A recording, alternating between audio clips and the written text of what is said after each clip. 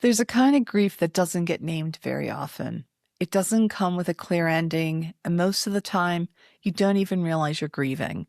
I'm talking about the grief of outgrowing who you used to be.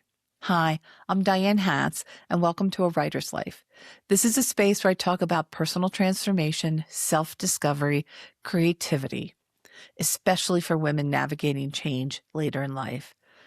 Outgrowing an identity doesn't usually happen all at once. There isn't a single moment where you wake up and think, well, that's over. It's more gradual.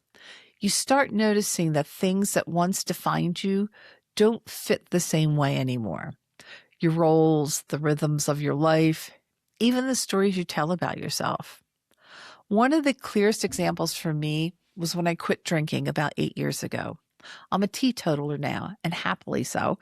But when I first stopped, it took a while to understand that I wasn't that fun party girl anymore. I belonged to a private club that I absolutely loved. And if you lived in New York, it was called Norwood. Loved this place. I mean, loved it.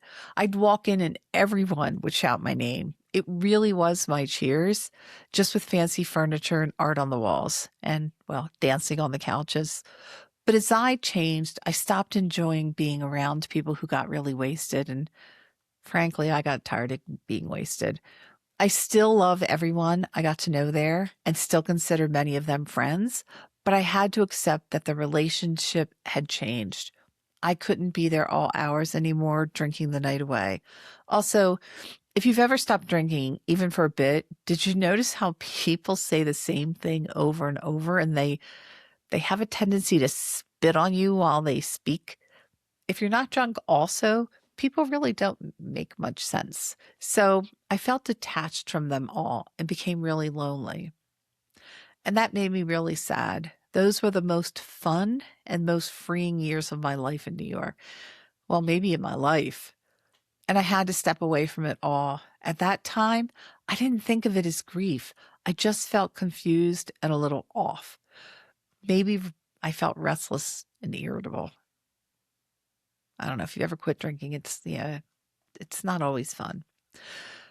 I was also going through perimenopause then, so if I look back at that time, I wasn't thinking deeply about anything, so I had no clue that I needed to mourn the life that was. And underneath everything, I was no longer aligned with the version of myself I'd been living. My identity was changing, and I didn't realize that my internal shift was going to create a massive outer shift also. And when this happens, there is a loss. What makes this kind of grief tricky is that the losses aren't always obvious or publicly recognized. Sometimes you lose people you were close to. Sometimes relationships shift or fade without a clear ending. And even then, others may still relate to you as if you're the same person you used to be. But internally, you know that something has shifted on either a conscious or a subconscious level. You're carrying an identity that's expired. Or you've changed, but your surroundings haven't yet caught up yet. Letting go of a version of yourself isn't simple.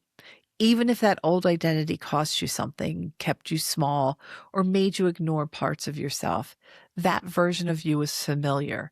It gave you a place in the world, and there's grief in releasing something that once helped you survive.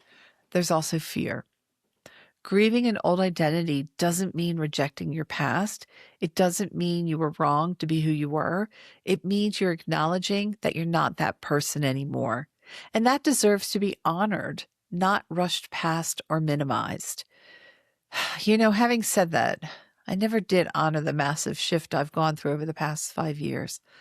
I have to think of some kind of ceremony out in the desert here in New Mexico to acknowledge who I was and who I'm becoming. I think we all need to celebrate ourselves and our accomplishments more, not in an egotistical way, but in a self-love, I'm here for myself no matter what kind of way. If you're feeling unsettled or sad without a clear reason, it might be worth dipping into yourself and asking whether you're actually grieving an identity that no longer fits, and whether you're afraid to fully step into the new you. If you are, or if you're holding on to your old self, what can you do to honor who you were and celebrate who you're becoming. Thanks for being here. Please subscribe if you'd like weekly videos from me and A Writer's Life. And remember, always be true to you. Thank you.